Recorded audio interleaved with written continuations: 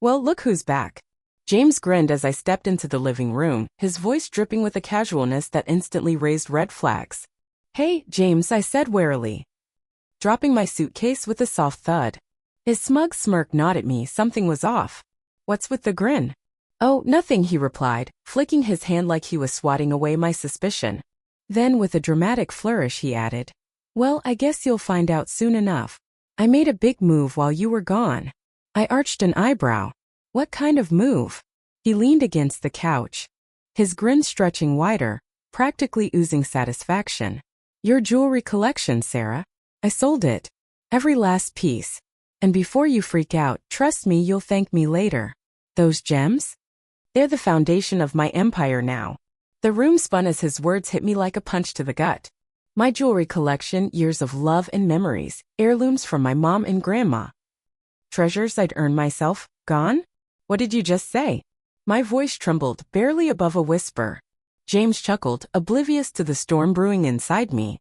I said I sold it, Sarah. Do you have any idea how much those diamonds were worth? Enough to launch a venture that'll put us on the map. It's genius, really. You should be proud. Proud? My hands balled into fists as fury surged through me. You had no right, James. That was my jewelry. Do you even get what you've done? He rolled his eyes like I was overreacting. Oh, come on. You barely wore half of it. It was just sitting there gathering dust. Now it's doing something useful. My name's Sarah, and if there's one thing I've learned in my years with James, it's that his ambition always trumps everything else. When we met, I was drawn to his fire. He had dreams bigger than life, and I bought into them. But over time, I saw the cracks. His charm was a mask for a man who'd steamroll anyone in his path. Still, I never imagined he'd sink this low. That collection wasn't just valuable, it was my soul in tangible form. Every piece a story, a tether to who I am. And now?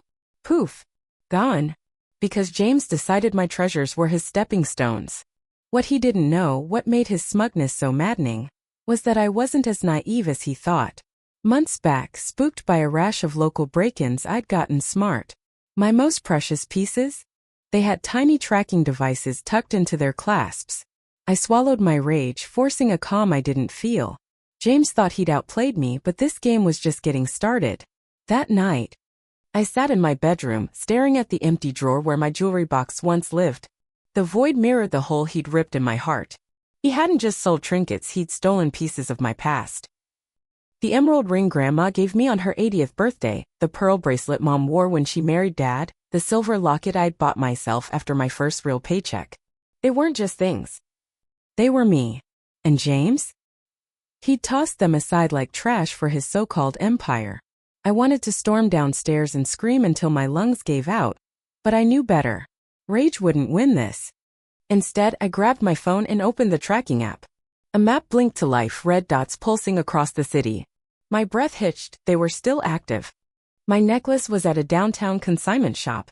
The bracelet? Already at a warehouse on the edge of town. Timestamps tracked their journey, a trail of betrayal laid bare. A dark thrill replaced my fury. James thought he was slick, but I had proof and a plan. I dialed Lisa, my ride-or-die best friend. Lisa, you won't believe what James did. I said the second she picked up. What now? She groaned, already braced for the worst. I spilled it all, his betrayal, his arrogance, the trackers.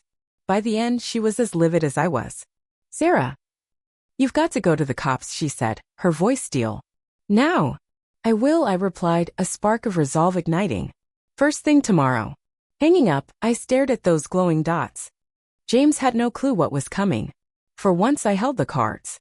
The next morning I marched into the police station, phone clutched tight, nerves buzzing. I'd never done this before. But Lisa's words echoed. You have to go to the cops. She was right. Letting James slide would only embolden him. A warm-eyed officer at the desk greeted me. How can we help you today? I need to report a theft, I said, steadying my voice.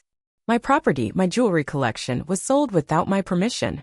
His brows lifted, but he stayed calm. Let's get the details. He led me to a desk, and I unloaded everything. James's scheme, the collection's worth, the trackers. When I showed him the app, his face sharpened. This is solid evidence, he said.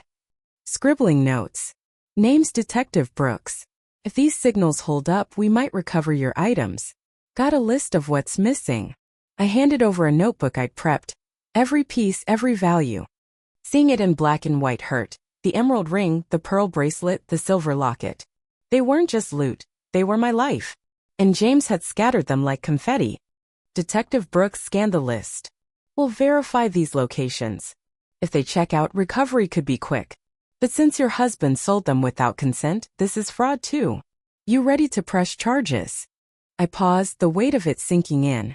Yes, I said at last. I want him held accountable. He nodded firm. Good. Let's get moving. Leaving the station, I felt a cocktail of emotions. Relief that the police were on it.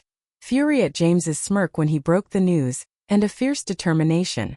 I'd let him take too much for too long. Not this time. By the time I got home, the adrenaline had ebbed, leaving me drained but restless. I pictured James twisting this, playing the victim with that slick charm of his. He'd done it before, smiling his way out of messes. But not now. I had proof he couldn't dodge. That night, Lisa swung by with wine in solidarity. Spill it, she said, plopping onto the couch. How'd it go? I recounted everything, Detective Brooks, the evidence, the plan. She listened, her face flickering between outrage and awe. You're a badass, Sarah. I'd be torching his office by now. I laughed, the tension easing. Believe me, I fantasized about it. But the police have the data. That's my shot at getting it all back. To you, she said, clinking her glass to mine. For not letting that smug jackass win. The next day, Detective Brooks called. We've confirmed 2 pieces at a consignment store downtown and 1 at a warehouse. We've got cooperation and we're moving on retrieval. I'll keep you posted. Relief flooded me. Thank you. Does this mean I'll get them back? Looking promising, he said. But the investigation's ongoing. We've also flagged your husband's finances, some odd transactions. This might be bigger than just the jewelry. My stomach twisted. What do you mean? Unusual activity in his business accounts, he explained. We're digging deeper. Could be more than we thought. Hanging up, my mind raced. James hadn't just screwed me over, he might have been hiding a whole other life. That night I decided to face him. If there was more to this, I deserved answers. When he strolled in, that infuriating grin plastered on his face, I snapped. Busy day? He asked, tossing his keys. What's for dinner? James, I said, arms crossed, we need to talk. Now. His grin wavered. What's wrong? What's wrong? I shot back. You stole my jewelry for your empire. And now the police are investigating you. His face paled, but he rallied. Police? Sarah, I didn't steal anything. It was just sitting there. I thought you'd be thrilled it's useful now. Useful? I spat. You had no right. And your finances? They're digging, James. They think there's more. Anger flared in his eyes. You went to the cops?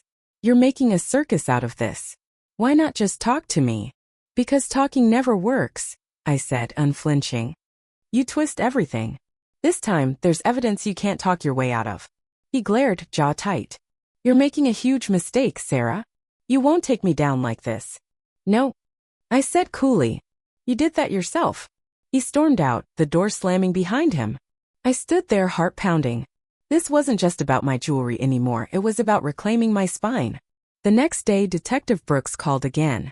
We've recovered 3 pieces, the pearl bracelet, the emerald ring, and more. The rest are still being traced. But we've hit something big. Your husband's financials show fraud.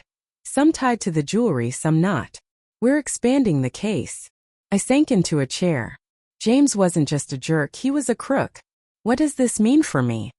You're clear so far, he assured me. Just keep cooperating. He's in deep. That night I called Lisa. They think James is into fraud big time. Not shocked, she said. That arrogance? It was bound to catch up. How could you not see it? I don't know, I admitted, voice cracking. I trusted him. Now it's all a lie. It's not your fault, she soothed. He's a pro at this. But you're fighting back. That's what counts. Her words steadied me. Later, James came home, his swagger replaced by raw anger. I know what you're doing, he snarled. The police? The bank? You're ruining me. You ruined yourself, I said, meeting his glare. And now you're done calling the shots. Fear flickered in his eyes. Finally, he was rattled. The next morning, Detective Brooks had more. We've traced most of your jewelry to an auction house. It's coming back to you soon. But your husband? Tax evasion, embezzlement, it's stacking up. I exhaled. Resolve hardening. I wasn't letting him drag me under. That afternoon, I met a lawyer Lisa recommended. This is a mess, she said, scanning my story. But you've got a strong case. We'll file for separation and protect your assets. What about his business? I asked. If it's dirty, we'll shield you, she promised. Let's move fast. That night, reviewing her paperwork. He's not slipping this. When James came home, I was ready with divorce papers. What's this? He demanded. The end, I said, unflinching. You're done dragging me down. You're serious? He stammered. Dead serious, I replied. You'll see when you're served. He stormed out, speechless for once. The silence was my victory. The next day, my lawyer confirmed the filing. That afternoon, Detective Brooks called. Charges were official. My jewelry was coming home, and James was facing justice. At dinner with Lisa, she toasted me. To Sarah, the woman who didn't just survive, she conquered. I smiled. Not conquered yet, but I'm getting there. A week later, I held my recovered treasures, the emerald ring, the pearl bracelet, symbols of a life I'd fought to reclaim. James texted, bitter, "You happy now?" I didn't reply. He didn't deserve my words. That night in my quiet home, I breathed free. The betrayal still stung, but it didn't own me. I'd learned to fight, to stand, to let go. My future? It was mine to shape.